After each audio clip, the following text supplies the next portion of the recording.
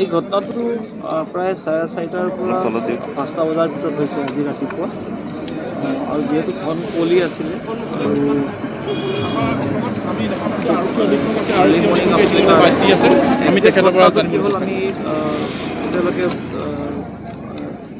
আমি তদন্ততে চলি আছে।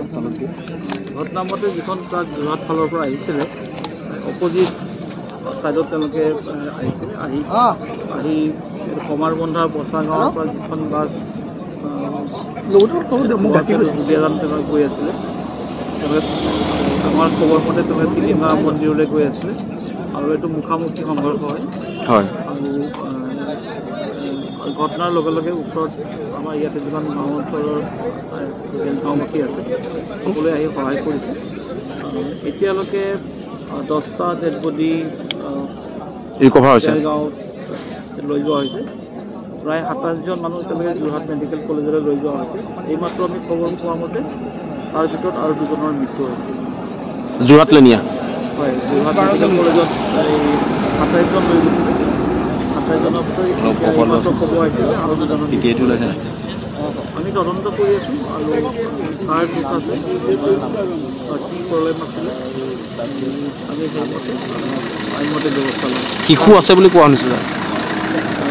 একজেক্ট লিষ্টটো মই চাব লাগিব।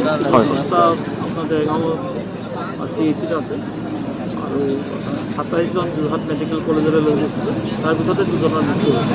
স্থানীয় লোকে কিন্তু এটা অভিযোগ কৰিছে পথ নিৰ্মাণকাৰী সংস্থা ট্ৰেইনৰ হেমাহীৰ কাৰণে দুৰ্ঘটনা কিন্তু হেমাহী মানে ছাৰ ৰাস্তাটো আচলতে কোনো নিৰ্দেশনা নাই ইয়াত। আচ্ছা, দূৰণিবতীয়া গাড়ীবিলাকে নিৰ্দেশনা নথকাৰ কাৰণে তেওঁলোকে আচলতে ভুল পথে সোমাই পৰে, যাৰ ফলত এই ঘটনাটো সংঘটিত হৈছে।